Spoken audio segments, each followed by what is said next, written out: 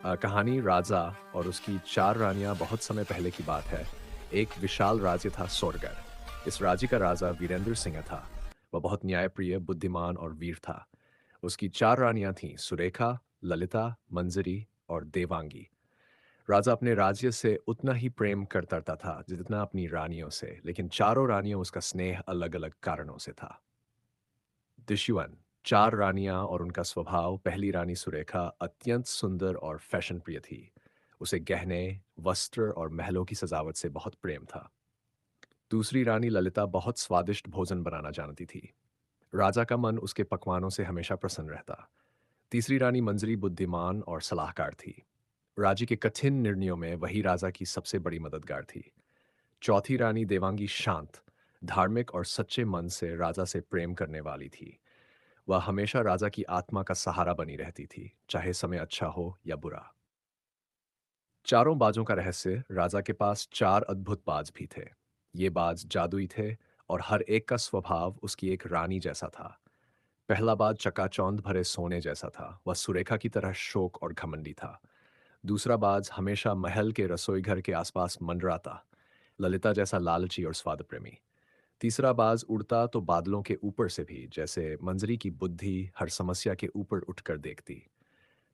चौथा बाज शांति से राजा के कंधे पर बैठा रहता, कभी शोर नहीं करता। वह देवांगी जैसा निष्ठावान था। दृश्य 3: बीमारी और पछतावा। समय बीता, राजा बूढ़ा हो गया।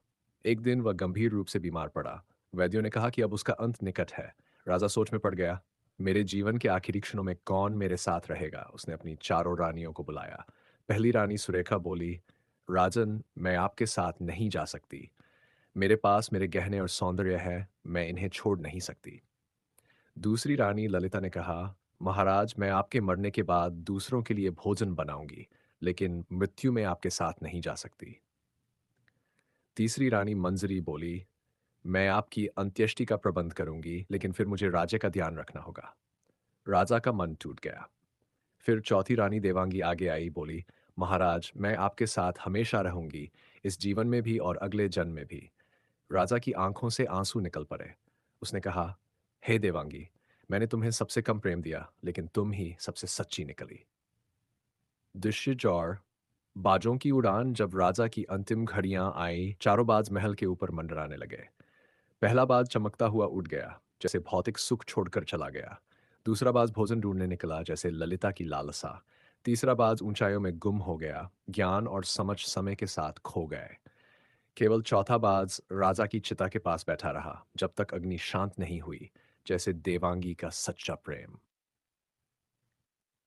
सीख और संदेश: राजा के जीवन की